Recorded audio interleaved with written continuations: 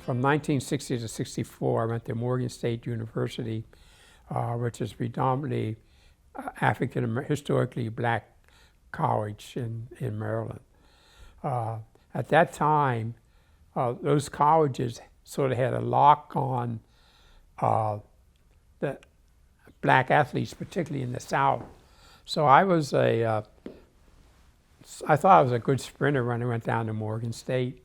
And when I got there, I soon found out that the level of competition was a lot different than I had been exposed to, because they had 3 Olympic level sprinters.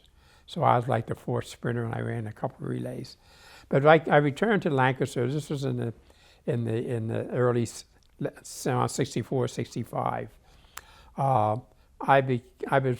was a period of upheaval in our country, and I became interested in politics, and I went to the people in the Democratic Party who were active at that time and said, "Hey, I'd like to run for city council." And they said, "Well, as far as we know, no black person has actually ever run for city council in Lancaster City, as far as we know. And we think it's going to be a uphill battle, but if you want to give it a shot." The composition of the city was a little different than it is today. At that time, African Americans made up like 10% of the population. I think it was like 80-some% at least white, and the Hispanic population was very small at the time I initially started running for office. And so in my first run, I lost. I ran twice and lost. And both times I was the only black person on the ticket, and I led the ticket. So I said, well, race is not the big deal. It's being a Democrat was probably more of a handicap at that time than being an African American. But to make a long story short, I ran a 3rd time. I got elected. I won by 1 vote. They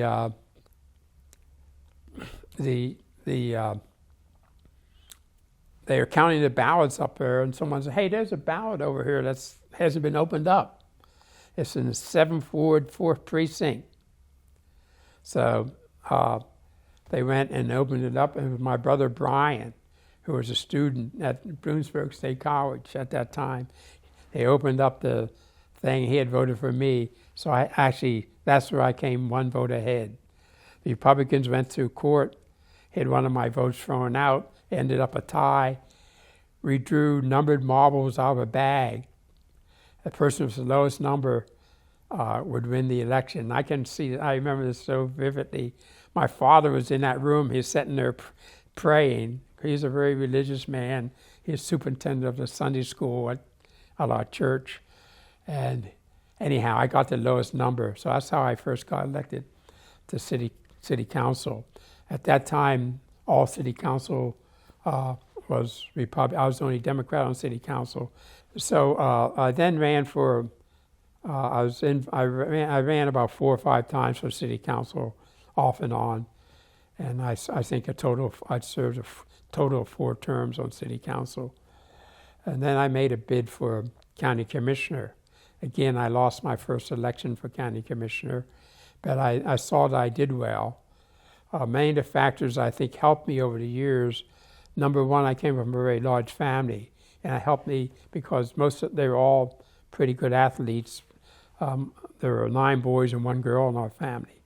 And so the people who didn't know me knew my brothers, or they knew my sister, or they knew somebody in my family. So I got credit. They said, "Well, I like Harold Ford, or I like Jerry Ford, or I like Elizabeth Ford, so Ron Ford must be okay too." So I sort of gained from that. And I think as far as the county commissioner race is concerned, I think I worked for Ford New Holland, which at that time it was called, first it was called New Holland Incorporated, then Sperry New Holland, Ford New Holland. Now I think it's called Case New Holland. But I worked for that, and I was in human resources. At the time that I was there, at the peak, we had around 3,000 employees. And so I was in human resources, so they didn't know me personally, but they sort of knew me, and so I think that helped. He seemed like an all right guy, so I think that helped me in the county. And then my second term running for county commissioner, I got elected. When I started at Ford New Holland, I was probably the first African American in the what they call in the office type job at New Holland. There had been other people there before me as engineers and as